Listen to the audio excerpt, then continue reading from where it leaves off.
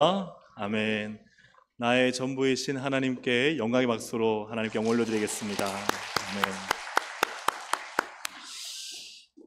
하나님이 나의 전부 되심을 믿음으로 고백하십니까? 아멘. 나를 위해 십자가를 지시고 죽으시고 또한 3일 만에 부활하셔서 다시 오실 그날까지 나를 지키시고 인도하시고 보호하시고 사랑하시는 하나님만이 나의 전부이심을 고백하는 우리 모든 분들 되시기를 주님의 이름으로 축복합니다. 한번 옆에 있는 분한테 한번 자신의 신앙을 한번 고백해 보겠습니다. 나의 전부는 하나님이십니다. 네, 정말 하나님이 나의 전부가 되는 참된 신앙이 우리 모두에게 있기를 주님의 이름으로 축복합니다. 이 시간은 고린도전서 1장 18절부터 25절의 본문을 가지고 미련한 전도 하나님의 구원이라는 제목으로 하나님 말씀 나눌 때 하나님이 주시는 생명과 진리의 말씀이 나의 마음속에, 여러분의 모든 마음속에 있기를 주님의 이름으로 축복합니다. 지렁이가 63빌딩을 한층 올라가는데 1년씩 63년을 올라갔습니다. 이 말을 들으면 목사님 지렁이 밖에 나오면 죽습니다 라고 말하는 분은 MBTI가 T형이신 것 같아요. 잠시 그럴 수도 있겠구나 한번 생각하시고 들으시면 좋겠습니다. 지렁이가 63년 만에, 몇 년 만에요? 64년 만에 꼭대기 올라 너무 기뻐서 얼마나 힘들고 났겠어요. 침을, 그죠? 속에서 나오는 침을 탁 뱉었는데 마침 그 밑에 1층에 있던 지나가던 군뱅이 얼굴에 떨어지고 말았습니다. 군뱅이가 기분이 어떻겠습니까? 분노하며 위를 쳐다보니까 지렁이가 있는 거예요. 그래서 하늘 그 지렁이를 향해 소리쳤습니다. 야, 너 지금 당장 내려와. 지렁이가 몇 년 만에 내려왔을까요? 63년 만에 내려왔습니다. 그리고 밑에 군뱅이를 만났어요. 그래서 군뱅이가 씩씩거리면서 지렁이에게 이렇게 말합니다. 야, 너 옥상으로 따라와. 몇 년 걸렸을까요? 네. 네. 여러분 63이 아니라 63빌딩에 가보신 적 있습니까? 63빌딩 그 엘리베이터를 타면은 얼마 정도면은 그 전망대까지 올라갈까요?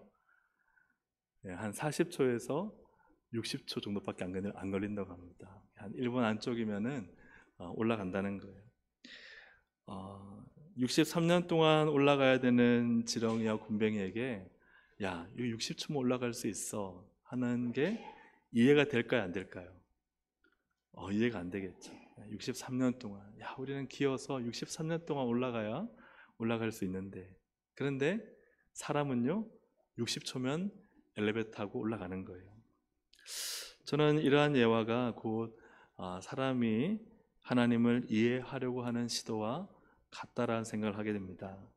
온 우주를 설계하시고 온 우주를 충돌 없이 운영하시는 하나님의 지혜와 섭리를 감히 지렁이와 굼벵이 같은 우리가 이해를 할 수 있을까 하는 것이죠. 예화에는 63년 동안 올라간다고 하지만 근처가 다 죽겠죠. 그것이 바로 인간인데, 인간이 어떻게 온 우주 만물을 설계하고 운행하시는 하나님을 다 이해할 수 있겠느냐 하는 것입니다. 욥기 38장에 보면 하나님께서 욥에게 나타나셔서 막 폭풍 질문을 쏟아부으십니다. 욥기 38장 1절부터 6절까지만 한번 보신다면, 그때 여호와께서 폭풍우 가운데에서 욥에게 말씀하여 이르시되 무지한 말로 생각을 어둡게 하는 자가 누구냐? 너는 대장부처럼 허리를 묶고 내가 내게 묻는 것을 대답할지니라. 내가 땅에 기초를 놓을 때에 내가 어디 있었느냐?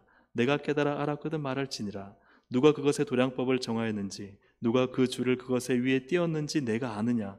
그것의 주추는 무엇의 위에 세웠으며 그 모퉁이 돌은 누가 놓았느냐?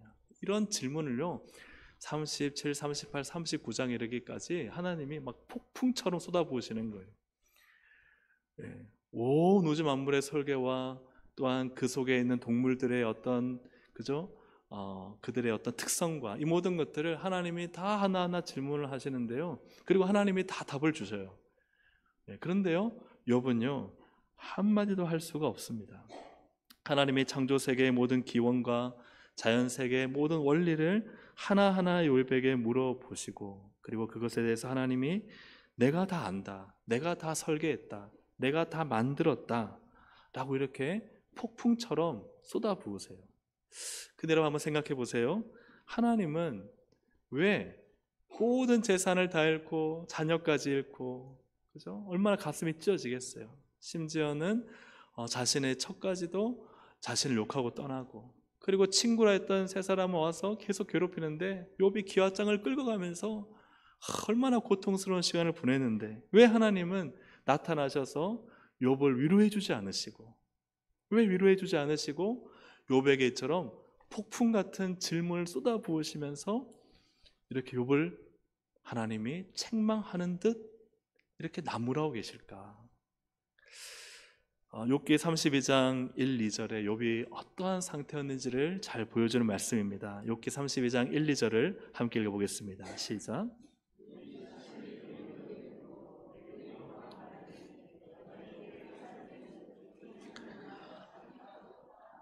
그렇죠. 욥이 자기를 의인으로 여기는데 어디까지 갔냐면요, 하나님보다 자기를 의롭게 여긴 거예요. 네. 그러니까 자기에게 처한 상황을 그 누구보다 내가 더 잘한다는 거죠. 나는 이런 고난을 당할 사람이 아닌데. 그리고는 그 모든 원인을 하나님께 두며 하나님보다 더 높은 자리, 의로운 자리까지 올라갔다는 거예요. 그 욥이 한 게 뭐냐? 하나님이 욥의 태도와 마음을 정확히 표현하신 욥기의 말씀이 있습니다. 욥기 40장 1, 2절 함께 읽어보겠습니다. 시작. 여호와께서 또 욥에게 일러 말씀하시되 트집 잡는 자가 전능자와 다투겠느냐? 하나님을 탓하는 자는 대답할지니라. 하나님 말씀하신 거예요. 욥을 보실 때 욥이 어떤 사람이냐? 트집 잡는 사람. 전능하신 하나님, 선하신 하나님, 완전하신 하나님을 믿는 게 아니라 자기의 의로움이 지나친 나머지 하나님을 대하여 트집을 잡고 하나님과 다투고 하나님을 탓하는 사람으로 지금 욥은 그 자리에 서 있다 하는 것입니다. 그런 하나님이 이 모든 것을 다 폭풍처럼 질문하시고 답하신 다음에 욥이 깨달았어요. 자신의 우매함을, 어리석음을. 그리고는 욥이 대답합니다. 욥기 40장 3절 5절 함께 읽어보겠습니다. 시작.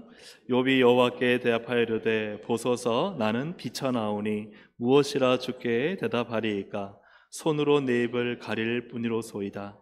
내가 한번 말하였사온즉 다시는 더 대답하지 아니하겠나이다. 아멘. 욥이 깨달았어요. 하나님의 전능하시고 전지하시고 위대하심과 온 만물을 창조하신 온 우주에 편만하신 광대하신 하나님을 경험하고 난 후에 그는 내가 얼마나 비천한가. 나는 비천하오니 내가 대답할 게 없다는 거야. 주께 무엇이라 대답하겠습니까? 손으로 내 입을 가리고 내가 이전에 한번 말했지만 다시는 제 입을 열어 하나님을 트집잡거나 탓하지 않겠습니다. 이것이 바로 지금 욥이 하나님을 만난 이후에 그의 대답인 것입니다. 욥을 통해 보는 인간의 단면은 무엇입니까? 인간이 하나님 만나기 전까지는요, 의롭다 생각하고 지혜롭다 생각하고 모든 걸 다 안다 생각하고 자신이 맞다고 생각하지만, 그러나 하나님 만나고 나면요, 입을 닫아야 될 비천한 존재라는 거예요. 사람들은 하나님을 알고 믿고자 하는 마음에서 시도하는 것들이 있습니다. 그게 오늘 우리 성경 본문에 나오는데, 첫 번째가 뭐냐 하면 표적입니다. 표적. 첫 번째는 뭐라고요? 표적. 사람들은요, 표적을 보면 믿겠다는 거예요. 표적은 뭐냐 하면 하나님이라는 증거예요. 당신이 하나님이라는 것을 증거하기 위해 뭘 보여달라?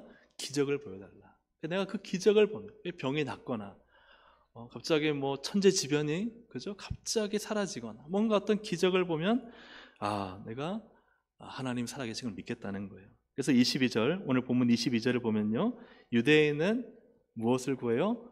표적을 구한다. 유대인들은요, 아주 표적의 중독자들이에요. 표적의 노예들이에요.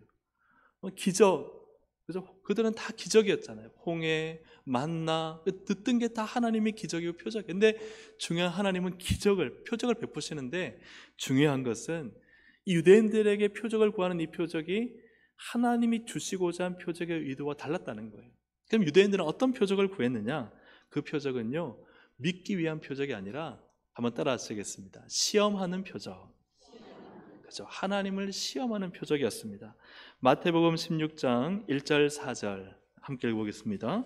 바리새인과 사두개인들이 와서 예수를 시험하여 하늘로부터 오는 표적 보이기를 청하니 악하고 음란한 세대가 표적을 구하나 요나의 표적밖에는 보여줄 표적이 없느니라 하시고 그들을 떠나 가시니라. 왜 표적을 달라는 거예요? 바리새인과 사두개인, 유대인들이잖아요. 왜 표적을 달라는 거예요? 예수를 시험하는 거예요. 그들이 표적을 달라는 것은 표적을 보고 믿겠다는 게 아니라 예수를 시험하는 것이고, 예수님이 표적을 보여줘도 그들은 믿지 않고 계속 예수님을 시험합니다. 그래서 예수님이요, 아예 표적을 보여주지 않아요.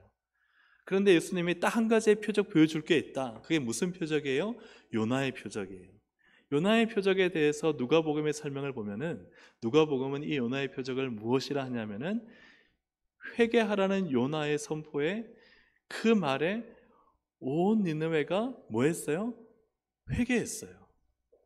그래서 그들이요, 구원을 받았어요. 심판이 사라졌어요. 물론 그 이후에 역사적으로 심판을 받긴 했지만, 그러나 그 순간만큼은 그들이 그 말을 듣고 믿고 회개했을 때 하나님의 심판, 니느웨를 심판하겠다는 하나님의 명령이 처리되었어요. 그래서 주님이 말씀하신 요나의 표적은 뭐예요? 뭔가 요나가 가서요, 큰 기적을 보여준 게 없어요. 단지 하루 다니면서 그냥 회개하라, 심판이 가까웠다는 말을 했을 뿐인데 온 니느웨가 회개를 했다는 거예요. 이게 표적이라는 거예요.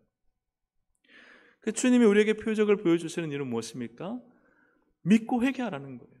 하나님 말씀을 듣고 순종하라는 거예요. 그런데 이 유대인들에게 표적은 무엇이냐면은 그냥 진짜 맞나 아닌가를 시험하는 하나의 테스트용으로 그들이 사용하고 있다는 것입니다. 그래서 기적과 신비를 쫓는 표적 중독자가 되었다. 우리의 이러한 신앙의 삶에도요, 표적과 기적에 나타날 때 위험이 있어요. 표적과 기적에 나타나요. 우리의 인생에, 그죠? 신앙에 체험이 있습니다. 하나님의 역사가 있습니다. 그런데 그것이요, 그다음부터 하나님을 믿고 신뢰하는 단계로 쭉 나가면 되는데요, 또 표적이 없거나 기적이 없거나 신비한 일이 생기지 않으면 그냥 하나님을 잊어버려요. 하나님 믿지 않아요. 또 그걸 보여달라는 거예요. 이게 뭐냐면요, 표적 중독자예요. 기적의 중독자예요. 그래서 신비한 것을 쫓아다니는 사람은요, 계속 신비한 것을 쫓아다녀요. 우리가 체험의 종교지만, 그죠? 우리는 다 체험적 신앙을 가지고 있지만 체험이 믿음으로 가야 되는데, 이 체험이 사라지면요, 믿음도 사라지는 게 문제예요. 하나님께서 우리에게 표적, 기적을 주신 것은 믿으라는 것입니다. 그 믿음을 견고하게 붙잡고 있어야 되지, 한번 맛본 거 이제 또 맛보지 못했다고 신앙이 흔들리거나 믿음을 잃어버리면 안 된다는 거예요. 나의 삶 속에 하나님이 기도할 때 주시는 체험이 있지 않습니까? 응답이 있지 않습니까? 여러분, 그걸 하나님 믿으시기를 주의 이름으로 축복합니다. 끝까지 믿어야 되는 거예요. 그런데 그거 잠시 사라지고 잊어버리면요, 또 하나님을 잊어버려요. 하나님을 그저 신뢰하지 않아요. 그것이 표적 중독자예요. 사랑하는 여러분, 내가 하나님의 은혜를 받았고 그분을 체험하고, 어떤 분은 병이 나았기도 있고, 어떤 분은 경제적인 문제가 해결됐기도 있고, 어떤 분은 정말 특별한 체험을, 영적인 체험을 했다면, 여러분 그것으로 만족하고 여러분 그것으로만 하나님을 믿으시기를 주의 이름으로 축복합니다. 그거 잊어버리고 시간 지나서 다시 하나님을 테스트하고, 하나님 그거 주시면 내가 하나님 걸 믿을게요 하는 이 불신 가운데 있으면 안 된다 하는 것이죠. 그래서 유대인들은요, 이 표적으로 하나님 믿는 게 아니라 이 시험으로, 테스트용으로 표적을 사용했다는 거예요. 그것이 그들의 어리석음인 것입니다. 두 번째로 사람들은 하나님을 알고 믿기에 무엇을 구하는가? 두 번째는 지혜인데 인간의 지혜를 구합니다. 뭘 구한다고요? 인간 지혜를 구한다. 오늘 본문 22절을 다시 한번 읽어보겠습니다. 시작. 유대인은 표적을 구하고 헬라인은 지혜를 찾으나. 이 지혜는 단지 세상을 살아가는 이치 정도가 아니라 그것을 훨씬 뛰어넘는 인간과 세계의 모든 원리를 꿰뚫는 통찰력을 말해요. 이것은 신적인 통찰력. 그래서 이 헬라어로 소피아인데 이 소피아를 사랑하는 사람, 이것이 바로 필라조피, 철학이 됐어요. 그래서 이 인간 지혜는요, 뭔가 이 세상과 우주의 원리를 또 그 기원을 알고 싶어하는 인간의 욕망을 충족시키는 학문입니다. 그래서 아테네를 비롯한 고린도와 에베소와 바울이 당시에 전도하던 그 당시 헬라인들은 그 당시 굉장한 그 지혜, 철학의 중심지였죠. 지혜로 신을 찾았습니다. 그들에 대한 특징이 사도행전 17장 21절에 잘 나타나 있습니다. 모든 아덴 사람과 거기서 나그된 외국인들이 가장 새로운 것을 말하고 듣는 것 이외에는 달리 시간을 쓰지 않음이더라. 그래서 어느 정도 부유한 사람들, 또 뭐 노동하지 않고 일하지 않고 귀족 집안이나 이런 사람들은 모여서 뭘 하느냐? 새로운 걸 말하는, 논리적으로 말하고 설득하고 뭐 우주의 기원에 대해서 상상력을 논리적으로 풀어서 설명하고, 뭔가 가장 새로운 것을 말하고 새로운 트렌드를 따라서 서로 그냥 말하고 듣는 것 외에는 시간을 쓰지 않는 그들의 문화가 바로 인간의 지혜를 구하는 문화였다는 거예요. 이들에게 가서 바울이 아테네 가서 복음을 전했습니다. 복음을 전한 뒤에 이들의 반응을 보면은 사도행전 17장 32절입니다. 함께 읽어보겠습니다.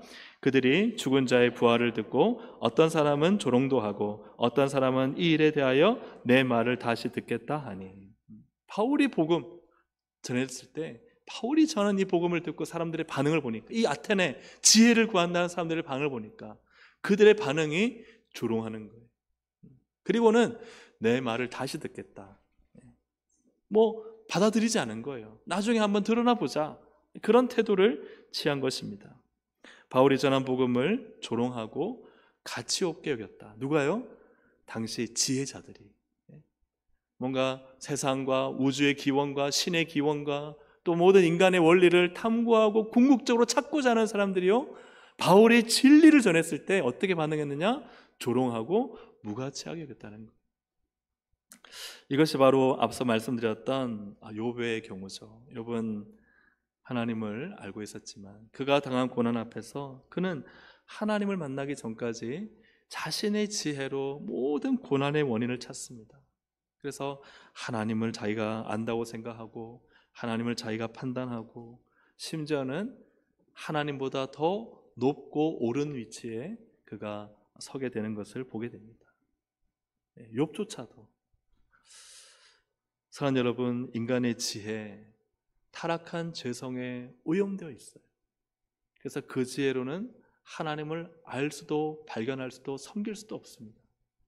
로마서 1장 22절 25절 우리 함께 읽어보겠습니다. 시작. 스스로 지혜 있다 하나 어리석게 되어 이는 그들이 하나님의 진리를 거짓 것으로 바꾸어. 이게 사람이라는 거예요. 사람은요, 지혜 있다고 말해요. 야, 내가 얼마나 논리적이야, 합리적이야, 세상의 이치와 학문과 철학과 과학을 다 공부해서 마치 하나님을 알 수 있는 것처럼 말하지만, 그러나 스스로 지혜 있다 하나 어떻게 된다고요? 어리석다는 거예요. 이게 사람의 타락한 죄성으로 물든 지혜라는 거예요. 그들이 오히려 하나님의 진리를 거짓 것으로 바꾸어서 헛된 것을 숭배하고 살아가는 인생에 대해 바울은 정확하게 표현하고 있는 것입니다. 유대인들은 표적을 구합니다. 뭔가 기적과 뭔가 내게 특별한 상식적이지 않은 일들이 일어나면 내가 하나님 믿겠다. 아니요, 천만이요. 그들은요, 그 표적 경험은요, 그걸로 믿는 게 아니라 오히려 시험합니다. 하나님 더 보여주세요. 마치 중독자들이, 그죠? 뭐 어느 순간 그를 참고 견디다가 안 될 때는 어떻게 그 금단 증상이 막 나타나잖아요. 그것처럼 뭔가 눈에 보이고 그 다음에 오감을 충족시키는 어떤 자극들이 있어야 하나님을 믿는 것은 굉장히 위험한 것입니다. 그리고 또 어떤 사람들은 자신의 머리로 하나님을 믿으려고 합니다. 온갖 지혜와 철학과 공부를 통해서 자기의 합리적인 생각이 옳다고 생각하여 하나님보다 자기의 머리를 더 위에 두고 살아가는 인간의 지혜로 하나님을 찾고자 하는 것은 다 어리석은 일이다. 그것을 성경이 말씀하고 있습니다. 여러분 믿으십니까? 그렇다면 우리가 하나님을 알고 믿기 위해 오늘 본문에서 바울은 무엇을 말씀하고 있는가 하는 것이죠. 오늘 가장 중요한 세 번째입니다. 함께 같이 읽어보겠습니다. 시작. 십자가에 못 박힌 예수님을 전하는 일어난 전도. 이거를 좀 줄인다면 미련한 십자가 전도. 십자가에 못 박힌 예수님을 전하는 이 미련한 전도가 하나님을 믿게 하더라는 거죠. 오늘 23절 바울은 말합니다. 함께 읽어보겠습니다. 우리는 십자가에 못 박힌 그리스도를 전하니 유대인에게는 거리끼는 것이요 이방인에게는 미련한 것이로되. 자, 유대인에게는요 십자가, 나 십자가보다 표적이 좋아, 기적이 좋아. 이방인, 그거 조롱하고 무시할 거야. 나는 그거 미련하다 생각해. 우리는 얼마나 많은 이 철학과 사상 체계를 가지고 있는데, 그죠? 그 헬라인들은. 그래서 그들이 볼 때는 십자가의 복음이 거리끼고 미련한 것처럼 보이는 것이죠. 그러나 바울은 내가 십자가에 못 박힌 그리스도만을 전하겠다라고 단언하고 있습니다. 왜 그것이 중요한가? 조금 전에 말씀드렸지만 바울은 아테네, 이 철학과 지혜의 도시에서 복음을 전했는데, 이때 복음을 전할 때 바울이 예수 그리스도를 전하는 장면에서 여러분 한번 보십시오. 무엇이 빠져 있습니다. 무엇이 빠져 있는가? 사도행전 17장 31절 바울의 전도 내용인데요, 예수님에 관한 내용입니다. 함께 같이 읽어보겠습니다. 시작. 이는 정하신 사람으로 하여금 천하를 공의로 심판할 날을 작정하시고 이에 그를 죽은 자 가운데서 다시 살리신 것으로 모든 사람에게 믿을 만한 증거를 주셨음이니라 하니라. 아멘. 무엇이 빠져 있죠? 앞에 이미 답을 들었는데, 무엇이 빠져 있어요? 십자가가 빠져 있어요. 죽은 자 가운데 다시 살리신 부활을 이야기합니다. 예수님의 부활을 이야기하지만 여기서 뭐가 빠졌느냐? 예수님이 우리를 대신해 십자가에 죽으셨다는 가장 복음의 핵심이 빠져 있어요. 그리고 나서 바울이 아테네에서 전도하고 난 다음에 어디로 가냐면 고린도로 가요. 아테네 다음에 고린도로 가는데, 고린도에서 그때 사역했던 내용을 바울이 고린도 전서에 기록을 합니다. 그 내용이 뭐냐면 고린도전서 2장 1절부터 2절입니다. 함께 읽어보겠습니다. 형제들아, 내가 너에게 나아가 하나님의 증거를 전할 때에 말과 지혜의 아름다운 것으로 아니하였나니 내가 너희 중에서 예수 그리스도와 시작. 내가 너희 중에서 예수 그리스도와 그가 십자가에 못 박히신 것 외에는 아무것도 알지 아니하기로 작정하였습니다. 연결이 되시죠? 아테네에서 복음을 전하는데, 그게 그때 내가 생각해 보니까 그 복음 뭐였냐? 말과 지혜의 아름다운 것으로 그들의 철학적인 방법으로 그들에게 그저 필요한 것들을 맞춰서 전했는데, 거기에는 몇몇 사람 외에는 역사가 일어나지 않더라는 거예요. 고린도도 똑같은 철학의 도시입니다. 똑같은 베이스입니다. 그런데 고린도에 가서는 바울이 어떻게 했느냐? 나 십자가 외에는 전하지 않겠다. 십자가 복음 외에는 내가 아무것도 알지 아니하기로 작정하고 내가 너희에게 가서 복음을 전했다는 거예요. 고상한 인간의 말 지혜가 그들이 원하는 지혜를 충족시켜 준다고 그들이 예수 믿는 게 아니라는 거예요. 구원받는 게 아니라는 거예요. 하나님 믿게 되고 예수님 믿게 되고 구원받는 길이 어딨냐면 피 묻은 십자가의 복음 외에는 없다는 거예요. 십자가 복음만이 살리는 길이고, 복음만이 생명이고, 예수의 십자가만이 구원인 줄로 믿습니다. 이 십자가만이 사람을 살리더라. 표적도 아니고, 표적은 은혜죠. 우리를 더 믿게 하는 은혜가 분명히 맞습니다. 그러나 표적이 믿게 하는 게 아니고, 표적이 우리를 구원하는 게 아니고, 또한 지혜가, 세상의 지혜가 우리를 구원하는 게 아니라 오직 피 묻은 십자가의 복음이 나를 구원하더라. 왜 예수 그리스도의 십자가 죽음만을 전하기로 바울이 결심했느냐? 오늘 본문입니다. 21절 함께 읽어보겠습니다. 시작. 하나님의 지혜에 있어서는 이 세상이 자기 지혜로 하나님을 알지 못하므로 하나님께서 전도에 미련한 것으로 믿는 자들을 구원하시기를 기뻐하셨도다. 아멘. 사람들이 갖고 있는 지혜가 정말 탁월하고 풍성하다 할지라도 그 지혜는 절대 구원의 길이 없습니다. 오직 구원의 길은 십자가 외에는 없는 거예요. 그래서 바울은 결심하는 거죠. 내가 이 십자가를 전하는 이 전도에 미련한 것, 사람들이 볼 때 뭔가 기적도 나타나야 돼요. 물론 바울의 사역에 기적이 나타납니다. 그러나 그보다 더 중요한 것은 십자가의 복음이죠. 예수 십자가의 복음이 드러나고 나타날 때 그때 사람들이 그저 구원받는 은혜를 얻게 되더라. 십자가에 못 박힌 예수 그리스도를 만나야만, 또 믿어야만 구원 얻는데 왜 전도가 미련하지만 해야 하는가? 로마서 10장 17절이 이렇게 말씀합니다. 함께 읽어보겠습니다. 시작. 그러므로 믿음은 들음에서 나며 들음은 그리스도의 말씀으로 말미암았느니라. 아멘. 예수를 믿어야 되는데요, 세상의 지혜로 껍데기로 예수님의 십자가를 둘러싼 그럴싸한 포장지로 그저 사람들의 구원이 일어난 게 아니라는 거예요. 그 포장지는 뜯어버리고 그 속에 있는 예수의 십자가가 드러날 때에 사람들은 예수 생명, 구원을 얻게 되는 것입니다.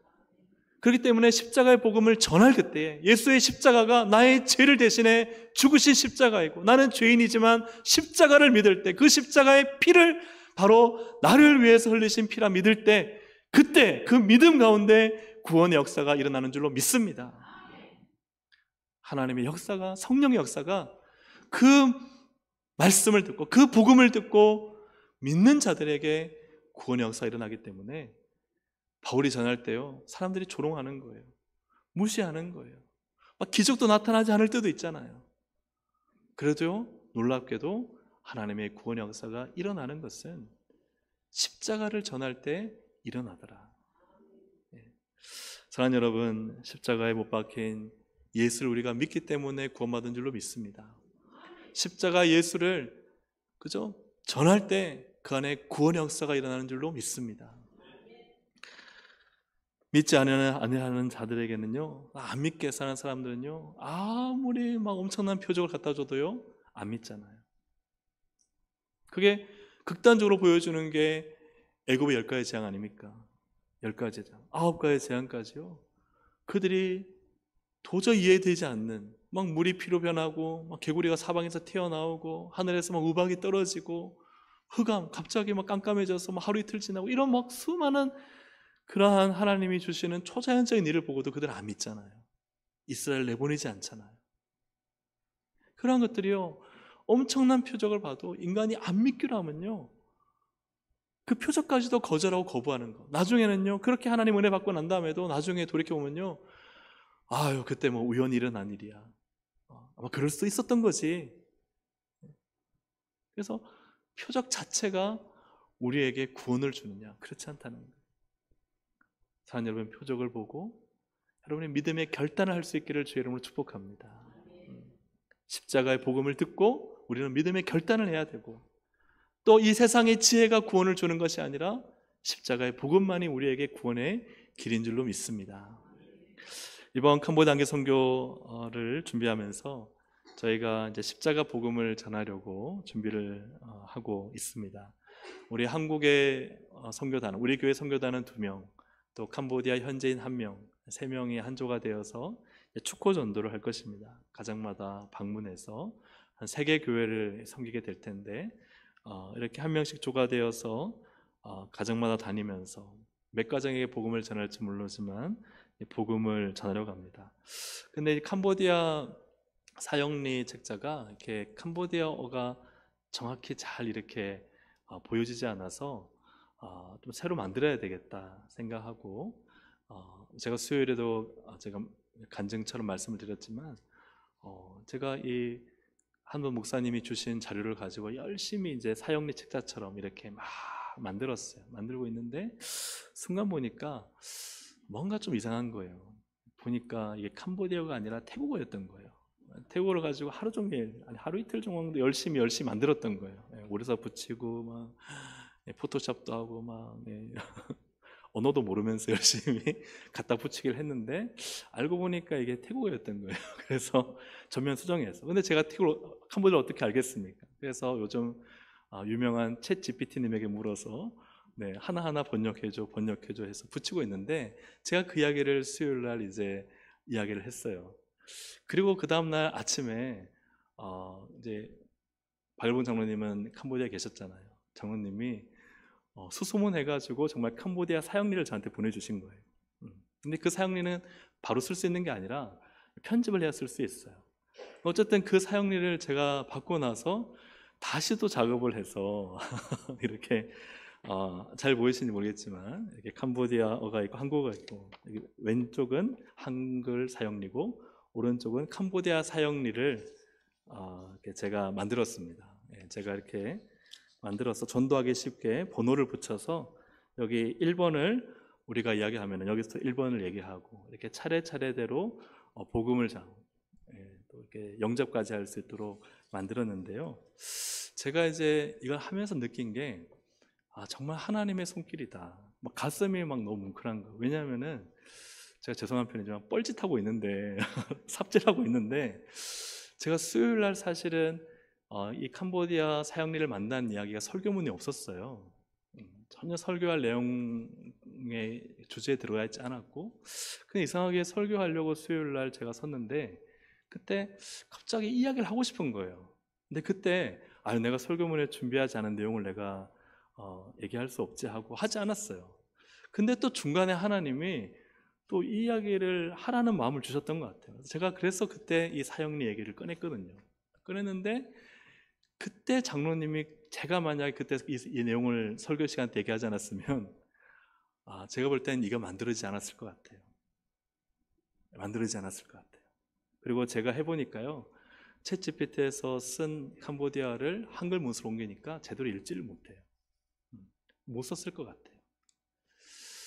그걸 통해서 하나님이 한 몇 날 며칠을 그냥 뭔가 해보겠다고 고생하는 저를 불쌍히 여기셔가지고 수요일날 어쨌든 너는 안 된다, 너는 그거 해도 아무 소용없다, 그렇게 하나님은 아셨기 때문에 저로 하여금 수요일날 그 얘기를 꺼내게 하시고, 그래서 장로님이 급히, 또 장로님이 또 그 마음을 주신 거죠, 하나님이.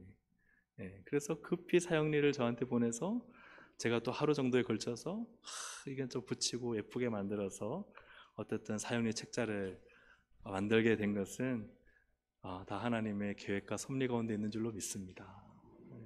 너무 그게 가슴이 뭉클한 거예요. 그래서 이게 하나님이 다 보고 계시고 알고 계시고 십자가의 복음을 전하고자 하는, 또 그것을 하나님께서 귀하게 여기셔서 또 이 사형리 책자를 또 만들어 주셨다. 그래서 참 가슴이 뿌듯하고 감사하고 또 그랬습니다.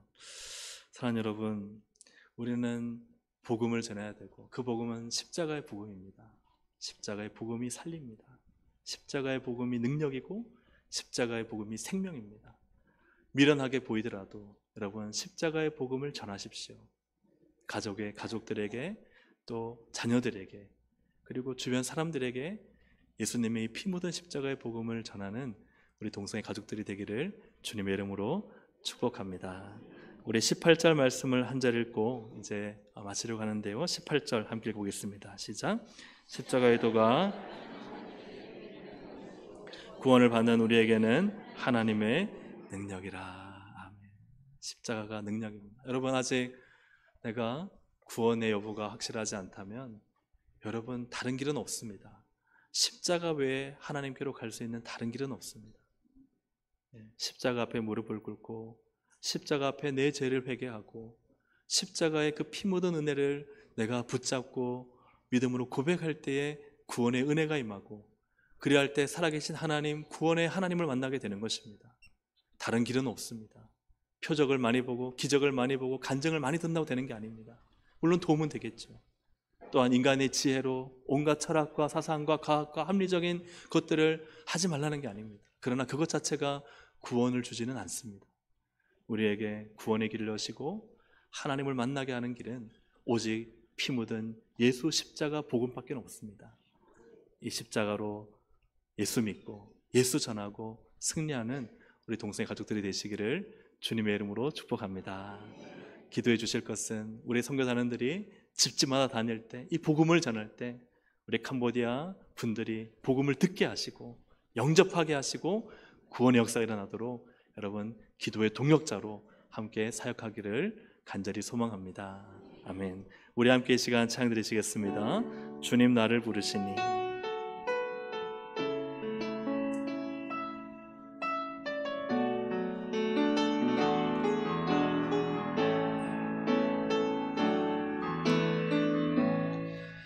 주님 나를 부르시니 없이 배에서 나아가리라. 주님 나를 부르시니 주님 내게 오라시니 주님 보고 계시기에 주님 보고 계시기에 의심치 않고 바다를 걸어가리라. 바다를 걸어가리라. 주님 보고 계시기에 주님 보고 계시기에 주님 여기 계시기에 주님 여기 계시기에 주님 여기 계시기에 주님 여기 계시기에 이 깊은 바다가 반석이 되고 주님 여기 계시기에 반석 위를 내가 걸어가리라. 주님 여기 계시기에 저같이 파도가 반석이 되고 주님 여기 계시기에 반석 위를 내가 걷음이 주님 나를 부르시니 주님 나를 부르시니 두려움 없이 배에서 나아가리라. 주님 나를 부르시니 주님 내게 오라시니 주님 보고 계시기에 주님 보고 계시기에 의심치 않고 바다를 걸어가리라. 주님 보고 계시기에 주님 여기 계시기에 주님 여기 계시기에 주님 여기 계시기에 이 깊은 바다가 반석이 되고 주님 여기 계시기에 반석 위를 내가 걸어가리라. 주님 여기 계시기에 저같이 파도가 반석이 되고 주님 여기 계시기에 반석 위를 내가 걷습니다. 주님 여기 계시기에 주님 여기 계시기에 이 깊은 바다가 반석이 되고 주님 여기 계시기에 반석 위를 내가 걸어가리라.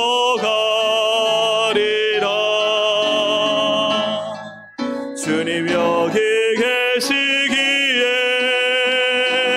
저같이 파도가 반석이 되고 주님 여기 계시기에 반석 위를 내가 걷습니다. 주님 여기 계시기에 이 깊은 바다가 반석이 되고 주님 여기 계시기에 반석 위를 내가 걸어가리라.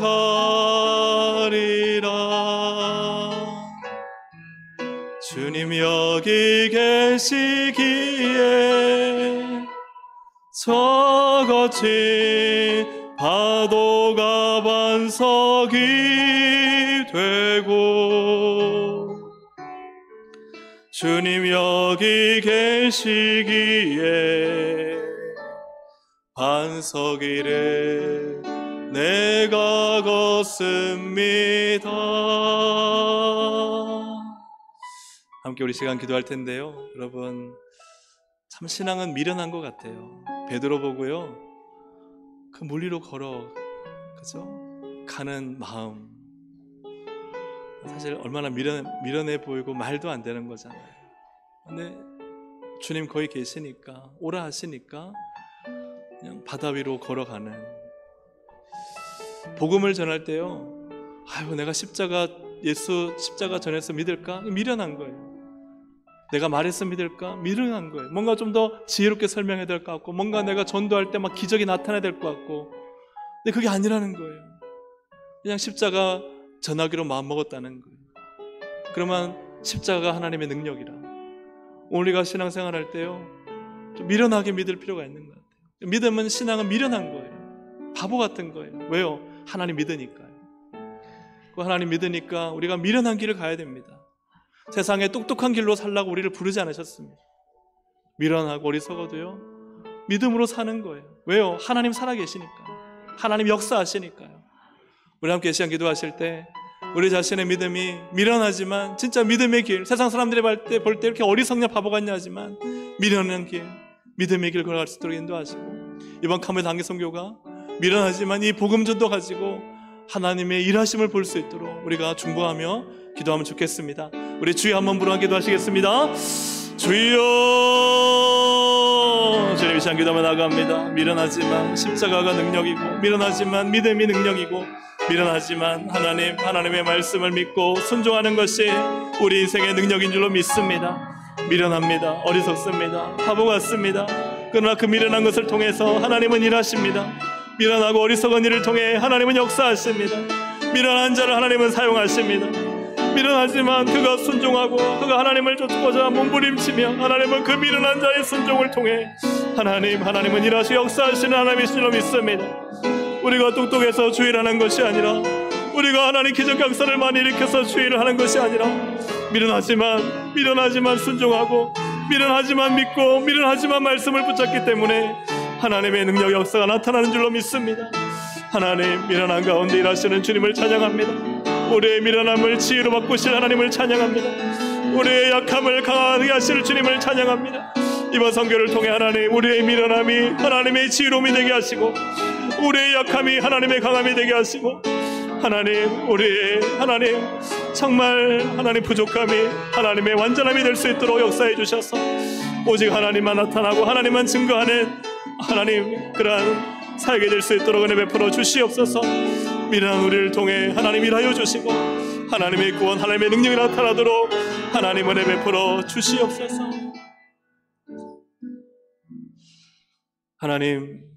하나님은 미련한 자를 들어 쓰십니다. 왜냐하면 지혜로운 자는 순종하지 않고 믿지 않기 때문입니다. 하나님을 시험하려 하기 때문입니다.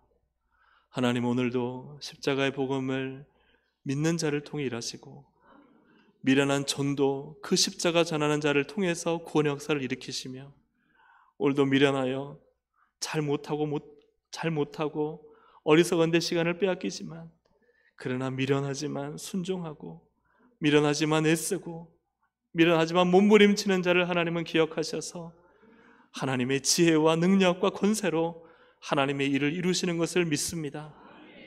하나님, 사람이 볼 때 미련해 보이지만, 그러나 하나님을 위한 길이라면 미련하더라도 그 길을 걸어가는 동성애의 가족들이 되게 하여 주시옵소서.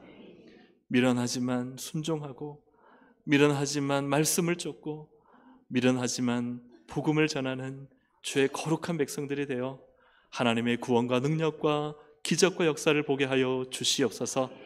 단기 선교 가운데 하나님께서 운행하셔서 미련한 저희를 지혜롭게 하여 주시고, 어리석은 저희를 하나님 깨닫는 마음을 주시고, 또 갈 길을 모르는 저희를 인도하여 주시고, 부족한 저희를 하나님의 완전함으로 채우셔서 하나님의 능력과 구원 역사가 나타나게 하여 주시옵소서. 예수 그리스도 이름으로 기도합니다. 아멘.